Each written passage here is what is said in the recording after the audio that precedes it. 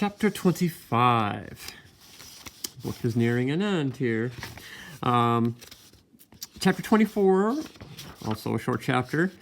This is the one where the dreaded Papa appraisal came in. His dad never said anything. He just watched him work and was like quietly looking. The author, Marion Hale, used the word appraisal, that Seth was afraid or nervous, anxious about Papa's appraisal. How would he look at my work and judge it? And so chapter 24 was the chapter where that happened. He came in and the nervous butterflies would bubble up in Seth and he would try to squash them down. So let's see if in 25, Papa talks about what he sees. Right after supper, Saturday evening, Ezra spotted a brown hen roosting on the magnolia tree. He hollered for help, and soon every one of us was laughing and chasing that chicken all over the moonlit yard. Before long, Ezra had the thing in a small makeshift pen, and we stood there staring at it, wondering if we should keep it for eggs or Sunday dinner. Lucas frowned. I bet we upset her egg-laying something terrible. I had to agree. Chickens didn't take kindly to being chased after bedtime by a dozen wild humans, but I could tell Lucas didn't like the alternative. He could set a cat's broken leg and doctor bloody gashes, but he never could bear watching something die, even chickens. Yeah, it's going to be a long time before that hen lays, Matt said. Andy and Will glanced at each other. Chicken and dumplings, they said in unison. We all laughed, but eagerness shone in every smile. With another meal of canned salmon staring us in the face, sentimentally, didn't stand a chance. Well, Mama said, one hen won't go far, but if Ezra will get it ready for the pot tomorrow, I guess we'll all have chicken and dumplings for our Sunday dinner. Yes, Mama, or no, yes, ma'am, Ezra said, and everyone cheered. That night, Ezra and Josiah moved their things into the new house. Of course, there wasn't much to move, but Aunt Julia made sure they had bedding and a change of clothes.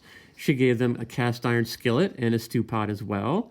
But I insist that you take your meals with us, she said, right here around this table until things get better.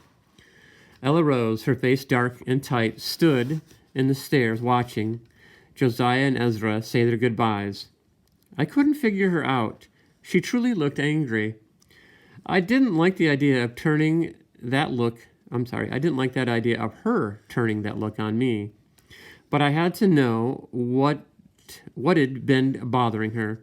I pulled her out to the dimly lit veranda and sat across from her in a wicker chair. Ella Rose, it's clear something is wrong. I leaned toward her, my forearms on my knees. Are you mad at Josiah and Ezra about something? Starlight glinted in her eyes. Why would you think that? I shrugged. Then maybe it's me. Have I done something to offend you? She said. She shook her head slowly. Nothing. She'd barely whispered the word. But I flinched. It felt the sharp edges. I'd felt the sharp edges and knew there'd be more. Nothing except have a mother and a father and an aunt and cousins and a home and a bed. She tossed me a bitter look. When it slid away, I saw shock, then regret. She blinked and covered her face with her hands, smothering a flood of sobs. I didn't know what to do. Then I realized that there wasn't much I could do. I couldn't bring her family back, her home, her friends. I had nothing to give her. Except me. I pulled her to her feet and wrapped my arms around her. You already have what I have, Ella Rose. Right now, this minute, my father and mother, all my family, they love you like their own. She wiped away her tears and looked up at me. And you, Seth? I nodded. And me too. She pulled in a deep breath and let it out slow. Thank you, she whispered and turned to go inside. Sunday morning, Henry and Spencer surprised us with a visit, and for the first time since the storm, we took a day off from work. Papa disappeared into Uncle Nate's study. Mama put the hen to stewing, and the boys climbed into their tree fort. More and more, Aunt Julia had been looking after the little ones, and she did so again, urging Ella Rose to sit with me and Henry on the veranda. She insisted we do something fun. Like you used to, she said, pushing a parcheesi game into my hands. We gathered outside around a small table and opened up the box, but little Spence didn't want to leave his brother. He's been like this since we lost Mama, Papa, and the girls, Henry said. He just doesn't like to let me out of his sight. Aunt Julia nodded. Of course he doesn't.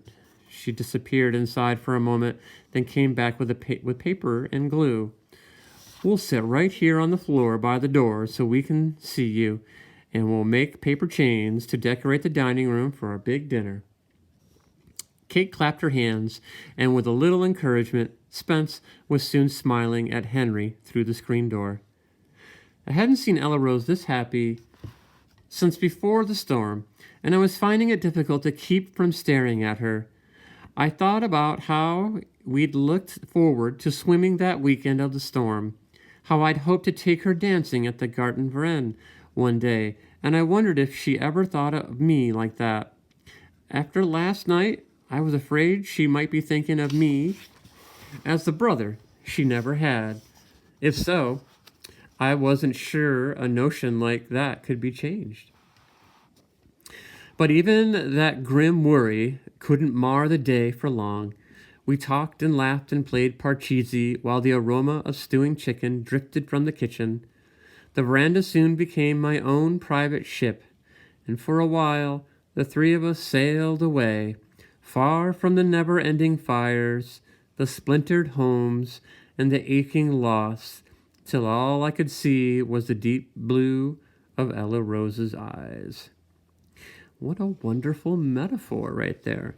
That porch was his ship that took him away from the reality, and they just drifted off into a fun, normal life.